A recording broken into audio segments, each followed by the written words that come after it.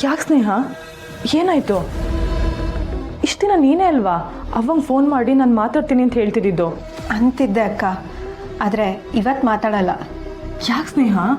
ನಾನು ಮಾತಾಡಬೇಕು ಅಂದರೆ ಅದನ್ನು ಕಂಠಿ ಸಾಹೇಬ್ರು ಕೇಳ್ಕೋಬೇಕು. ಏನು, ಅಣ್ಣಯ್ಯ ಬಂದು ನಿನ್ನ ಕೇಳ್ಕೋಬೇಕಾ? ಅದಾಗದೇ ಇರೋ ಕೆಲಸ. ಅಣ್ಣಯ್ಯ ನಿನ್ನ ಹತ್ರ ಬಂದು ಕೇಳ್ಕೊಳ್ಳಲ್ಲ. ನಡಿ, ನಾನಿಗೆ ಫೋನ್ ಮಾಡ್ತೀನಿ, ಮಾತಾಡು. ಇಲ್ಲ ಅಕ್ಕ, ಇದೇನು ಆಗ್ದಲೇ ಇರೋ ಕೆಲಸ ಅಲ್ಲ. ಇದು ಆಗಬೇಕು ಅಂತಾನೆ ನಾನು ಹೇಳ್ತಾ ಇರೋದು.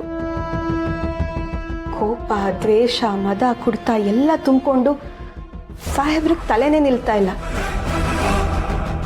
ಅವ್ರು ಸ್ವಲ್ಪ ಬಗ್ಬೇಕು ಅಂದರೆ ಇನ್ನೊಬ್ಬರ ಹತ್ರ ತಗ್ಗಿ ಬಗ್ಗಿ ಮಾತಾಡೋದನ್ನು ಮೊದಲು ಶುರು ಮಾಡಬೇಕು.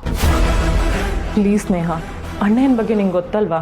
ಅಣ್ಣಯ್ಯ ಯಾರ ಹತ್ರ ರಿಕ್ವೆಸ್ಟ್ ಮಾಡಲ್ಲ ಅಂದರೆ ನಾನು ಮಾತಾಡಲ್ಲ. ಸಾಹೇಬ್ರನ್ನ ಹೀಗೆ ಬಿಟ್ಟರೆ ಆಗಲ್ಲ ಅಕ್ಕ. ಯಾರಾದರೂ ಒಬ್ಬರು ಅವರನ್ನು ತಡೆದು ಹಿಡಿದು ದಾರಿಗೆ ಎಳ್ಕೊಂಬರ್ಬೇಕು.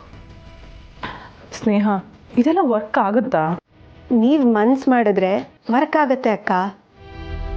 ನೀವು ಸಾಹೇಬ್ರಿಗೆ ಫೋನ್ ಮಾಡಿಬಿಟ್ಟು ಅಮ್ಮವರು ಹಠ ಮಾಡ್ತಿದ್ದಾರೆ ಅಂತ ಹೇಳಿ ಹೋಗಿ ಅಕ್ಕ. ಸರಿ ಸ್ನೇಹ.